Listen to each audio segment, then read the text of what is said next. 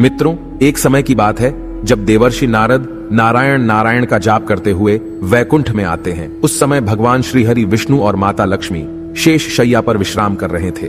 तब देवर्षि नारद श्रीहरि को प्रणाम करते हुए बोले, हे प्रभु, आज जब मैं आपके आ रहा था तब मैं देखा कि पृथ्वीलोक पर किसी मनुष्य की मृत्यु हो चुकी है और यमदूत उसकी आत्मा को अत्यंत कष्ट देते हुए यमलोक में ले जा रहे हैं। हे प्रभु, तब मेरे मन यह प्रश्न उठा कि सिर्फ मृत व्यक्ति ही यमलोक में जाते हैं। अगर कभी जीवित मनुष्य अपने शरीर के साथ यमलोक क्यों नहीं जाते हैं, तथा जो आपके परम भक्त है उन्हें भी मृत्यु के बाद ही स्वर्ग या वैकुंठ की प्राप्ति होती है, ऐसा क्यों होता है? हर जीव को अपना शरीर प्रिय होता है और जब आत्मा शरीर को छोड़ता है तो उस प्राणी को भी अत्यंत कष्ट भोगना पड़ता है। हे प्रभु, कृपा करें और भक्त की जिज्ञासा को शांत कीजिए। तब श्रीहरि मुस्कुराते हुए बोले, हे नारद, आपने समस्त लोक कल्याण हेतु महत्वपूर्ण प्रश्न किए हैं। इन सारे प्रश्नों के उत्तर मैं आपको एक सच्ची कथा के माध्यम से देता हूं। आप इस कथा को ध्यान से पूरा सुने, तब आपको मनुष्य प्राणियों के बारे में कई गुना अधिक ज्ञान की प्राप्ति होगी। यह कथा मेरे भक्त मृत्यु के देवता यमराज की है, जिससे उनका अहंकार मेरे ही वरदान से टूटा था। जो भी मनुष्य इस कथा को पूरा सुनता है उसे मृत्यु के बाद अक्षय लोक की प्राप्ति होती है। नारद मुनि कहते हैं, हे प्रभु, मैं इस कथा को पूरा ध्यान से सुनूंगा और इसका प्रसार भी करूंगा। कृपा करें और इस कथा को कहें। मित्रों, भगवान श्रीहरि कहते हैं, हे देवर्षि नारद, अध्य देश में एक अत्यंत शोभायमान नगरी थी। उस नगरी में एक धनवान सेठ रहता था। वह उस सेठ के पास कुत्ता होता है। वह सेठ बहुत लालची और कपटी स्वभाव का होता है, किंतु वह भगवान विष्णु का परम भक्त होता है। वह हमेशा अपने इष्ट देव भगवान विष्णु की पूजा आराधना करता रहता था। फिर एक दिन उस सेठ की भक्ति से प्रसन्न होकर भगवान विष्णु उससे मिलने के लिए पधारते हैं और उसे दर्शन देते हैं और कहते हैं, हे वत्स, मैं तुम्हारी भक्ति से अत्यधिक प्रसन्न हूं। मांगो, तुम्हें जो भी वर चाहिए, तुम्हारी जो भी इच्छा और मनोकामना है, मैं अवश्य पूर्ण करूंगा। मित्रों, भगवान श्रीहरि कहते हैं, हे देवर्षि नारद, वह सेठ भगवान से कहता है, हे प्रभु, मैं आपके दर्शन करके धन्य हुआ। प्रभु, मुझे कुछ नहीं चाहिए, मेरे पास आपका दिया हुआ सब कुछ है। फिर वह सेठ एक सादा कागज निकालता है और भगवान से कहता है, हे प्रभु, आप इस कागज पर अपने दस्तखत कर दीजिए ताकि मैं दुनिया के लोगों को भगवान के होने का सबूत दिखा सकूं। आजकल दुनिया में कोई ये मानना ही नहीं चाहता है कि भगवान है। फिर भगवान ने कहा, ठीक है वत्स, लाओ, मैं तुम्हारे कागज पर दस्तखत कर देता हूं। इतना कहकर भगवान विष्णु उस सेठ के कागज पर दस्तखत कर देते हैं और अंतर्ध्यान हो जाते हैं। फिर वह सेठ उस कागज को हमेशा अपनी जेब में ही डालकर रखता था ताकि वह दूसरों को भगवान के होने का सबूत दिखा सके। फिर कुछ दिनों बाद उस सेठ का वह कुत्ता मर जाता है, जिससे वह सेठ बहुत ही दुखी हो जाता है। सेठ का कुत्ता मृत्यु के बाद यमलोक में जाने लगता है। फिर यमलोक पहुंचने के बाद वह कुत्ता यमराज के सामने आकर खड़ा हो जाता है। यमराज उस कुत्ते का लेखा जोखा निकालते हैं और कहते हैं, हे श्वान, तुमने तो पशु का जन्म पाकर भी कोई पाप नहीं किया है। तुमने हमेशा अपने मालिक के साथ वफादारी की है, कभी किसी पशु पक्षी आदि प्राणियों को कष्ट नहीं दिया है। तुमने अपने सभी काम बड़े ईमानदारी के साथ किए हैं। हे श्वान, एक कुत्ते का जन्म पाकर भी तुमने कोई भी घृणित कार्य नहीं किए हैं, इसीलिए तुम्हारे सभी जन्मों के पाप अब नष्ट हो चुके हैं। हे श्वान, अब तुम बताओ, तुम किस लोक में जाना चाहते हो? तुम जहां चाहोगे वहां तुम्हें भेजा जाएगा। तुम जिस प्राणी का जन्म चाहते हो वह जन्म भी तुम्हें दिया जाएगा। हम तुम पर बड़े ही प्रसन्न हैं। शीघ्र बताओ, तुम्हारी क्या मनोकामना है? फिर वह कुत्ता बोलने लगता है, हे धर्मराज, आप चाहे मुझे नरक में भेजो या स्वर्ग में, मैं कहीं पर भी जाने के लिए तैयार हूं। लेकिन मेरी आपसे विनती है कि मैं जिस भी स्थान पर रहूं, मैं किसी मनुष्य के बंधन में ना रहूं। मुझे किसी मनुष्य की गुलामी न करनी पड़े और ना ही मुझे मनुष्य का जीवन चाहिए। आप कृपा करके मुझे कोई उचित स्थान प्रदान करें। मित्रों, भगवान श्रीहरि कहते हैं, हे देवर्षि नारद, कुत्ते की बात सुनकर यमराज आश्चर्यचकित होते हैं और सोचने लगते हैं कि मनुष्य का जीवन पाने के लिए तो देवता भी तरसते हैं, फिर यह कुत्ता मनुष्य का जीवन ना देने की कामना क्यों कर रहा है? फिर यमराज उस कुत्ते से कहते हैं, हे श्वान, तुम मनुष्यों से इतना द्वेष क्यों करते हो? मनुष्य का जन्म पाने के लिए तो बड़े बड़े देवता भी तरसते हैं। पृथ्वी पर तो मनुष्य का जीवन ही सर्वश्रेष्ठ है, फिर क्यों तुम मनुष्य का जन्म नहीं पाना चाहते हो? इससे पहले तुम्हें कभी मनुष्य का जीवन नहीं मिला है, शायद इसीलिए तुम मनुष्य जीवन के फायदे नहीं जानते हो। तुम एक बार मनुष्य का जीवन प्राप्त करके देखो, तुम्हें पता चलेगा कि उसके कितने फायदे हैं। मित्रों, भगवान श्रीहरि कहते हैं, हे देवर्षि नारद, यमराज की बात सुनकर वह कुत्ता कहता है, हे धर्मराज, मैं जानता हूं कि मनुष्य का जन्म कितना अनमोल है, लेकिन मनुष्य बड़ा ही स्वार्थी, धूर्त, कपटी और चालाक होता है। जब वह अपना मतलब देखने लगता है तो सही गलत सब कुछ भूल जाता है। उसकी तृप्ति किसी चीज से नहीं होती। सारे संसार का धन भी उसे मिल जाए तो भी वह संतुष्ट नहीं रहता। उसकी भूख कभी नहीं मिटती है। मनुष्य बड़ा ही असंतोषी होता है। वह अकारण ही दुखी रहने लगता है और दूसरों को भी दुख देने लगता है। मनुष्य मुझ जैसे बेजुबान जानवरों को अपना गुलाम बनाकर रखता है और अपना काम निकलवाता रहता है। इतना ही नहीं, मनुष्य तो भगवान को भी धोखा देता है। इसीलिए मुझे मनुष्य जन्म नहीं चाहिए। मित्रों, भगवान श्री हरि कहते हैं, हे देवर्षि नारद। यमराज कहते हैं, हे श्वान, ये तुम क्या कह रहे हो? मनुष्य भगवान को धोखा भला कैसे दे सकता है? तुम जरा बताओ, मैं भी तो जानूं। फिर कुत्ता कहने लगता है, हे धर्मराज, मनुष्य जब मंदिर में जाता है तो स्वार्थी मन से भगवान की पूजा करता है।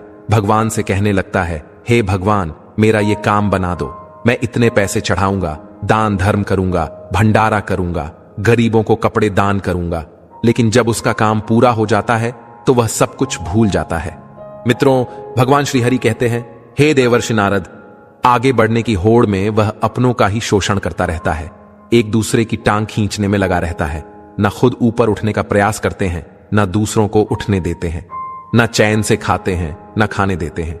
अपना काम बनाने के लिए दूसरों को धोखा देता है। और उसकी धूर्तता तो देखिए, वह भगवान को भी लालच दिखाकर अपना काम बना लेता है। जब काम पूरा होता है तो कहता है, भगवान के पास तो सब कुछ है, मैं उन्हें क्या दे सकता हूं। इस प्रकार से कहकर वो अपनी बात से मुकर जाता है। हे यमराज, इंसानों के बुरे कर्मों को घिनाते गिनाते मैं थक जाऊंगा, किंतु उसके बुरे कर्म समाप्त नहीं होंगे। उसकी चालाकी के आगे तो देवता भी कुछ नहीं है।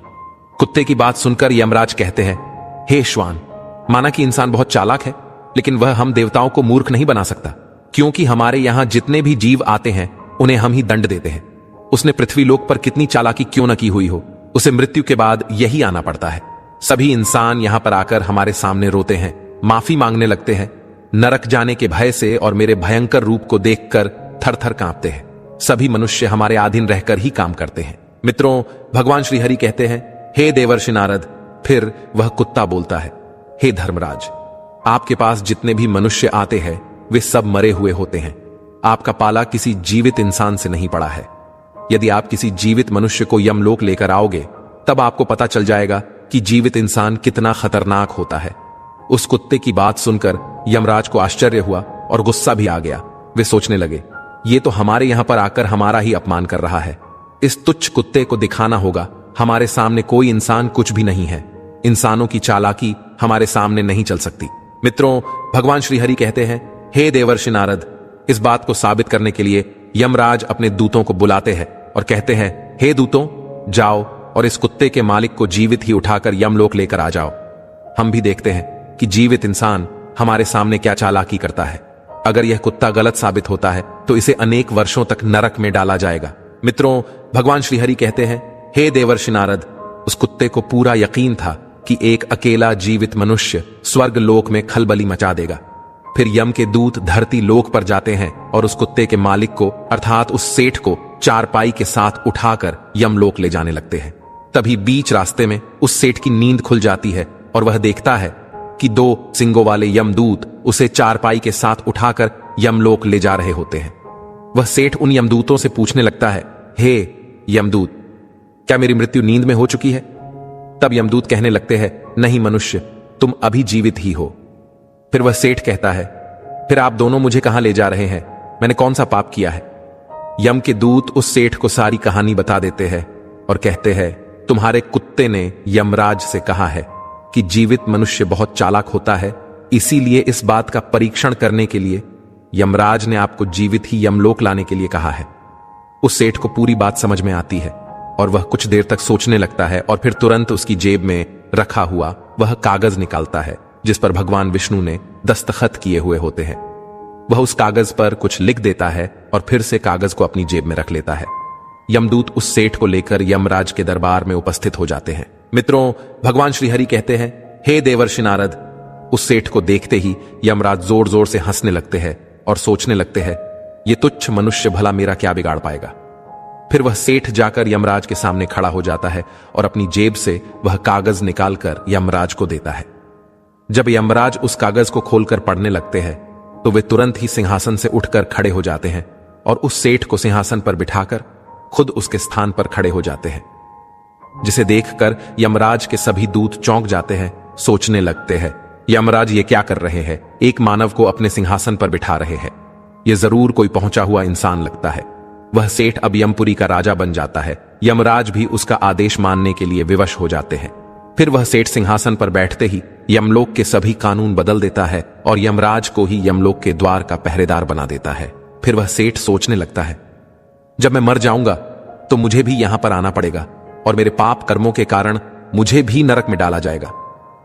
इसीलिए उस सेठ ने नरक में पड़े सभी प्राणियों को स्वर्ग में डालने का आदेश दिया और नरक का द्वार हमेशा के लिए बंद कर दिया। मित्रों, भगवान श्रीहरि कहते हैं, हे देवर्षि नारद, और फिर सभी यमदूतों को आदेश दिया कि आज के बाद किसी भी प्राणी को नरक में नहीं डाला जाएगा, सभी प्राणियों को स्वर्ग में ही भेजा जाए। सेठ के इस आदेश को सुनकर स्वर्ग लोक में खलबली मच गई। सभी देवता हैरान हो गए, लेकिन वे कर भी क्या सकते थे? आदेश यमलोक के राजा ने दिया था, इसीलिए चुपचाप सभी उसका पालन करने लगे। स्वर्गलोक का संतुलन पूरी तरह से बिगड़ गया।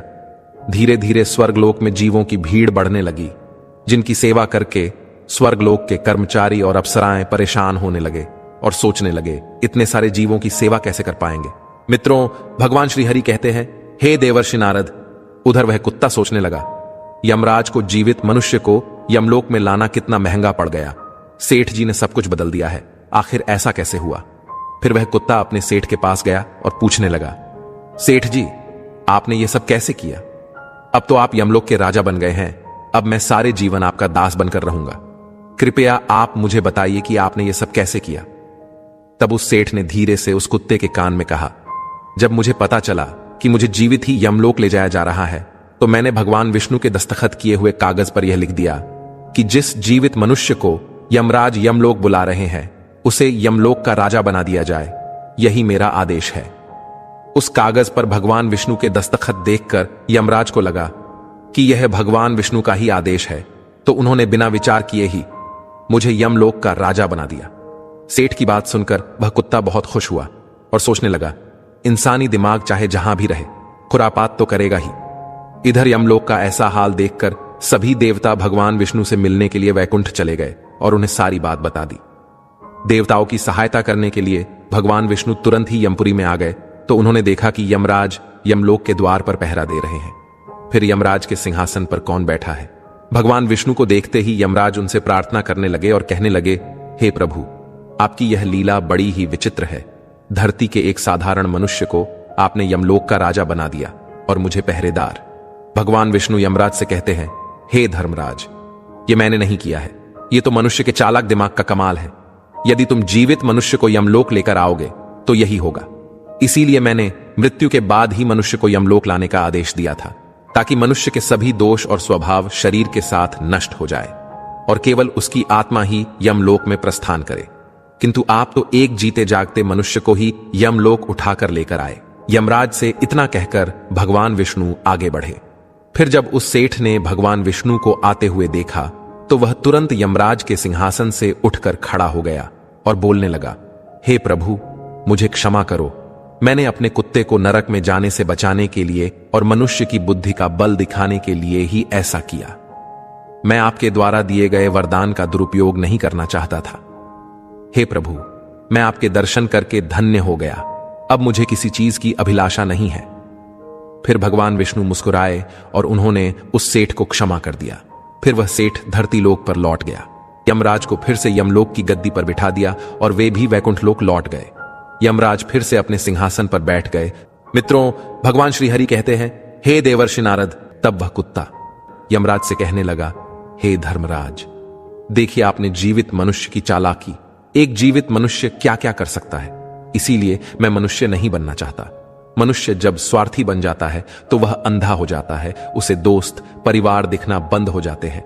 लालच में वह धर्म को भी भुला देता है और अनिष्ट कार्य करने लगता है। जब तक वह शास्त्र अनुसार कर्म करता है तभी तक सुखी रहता है, और जब धर्म से विमुख हो जाता है तो क्लेश और बीमारियां उसे घेर लेती है और उसका पतन हो जाता है। फिर यमराज उस कुत्ते को क्षमा कर देते हैं, उसे स्वर्ग में भेज देते हैं और यमलोक के बदले हुए कानूनों को फिर से सही कर देते हैं। मित्रों, भगवान श्रीहरि कहते हैं, हे देवर्षि नारद, अब आपको आपके सारे प्रश्नों के उत्तर मिल चुके होंगे, इसलिए मनुष्य कर्म से कहे अच्छा हो या बुरा, वह कभी भी शरीर के साथ यमलोक में नहीं जा सकता है। यही अटल सत्य है। स्वयं मुझे भी मेरे अवतार शरीर को त्याग कर ही वैकुंठ में आना पड़ता है। नारद कहते हैं, हे प्रभु, आपने मेरे मन की सारी शंकाओं को दूर किया है, मैं धन्य हो गया हूँ। तो दोस्तों, ये कथा आपको कैसी लगी कमेंट करके जरूर बताएं। अगर यह जानकारी अच्छी लगी तो वीडियो को लाइक जरूर करें और कमेंट में जय श्री कृष्ण जरूर लिखें। साथ ही चैनल को सब्सक्राइब करें। आप सभी का धन्यवाद।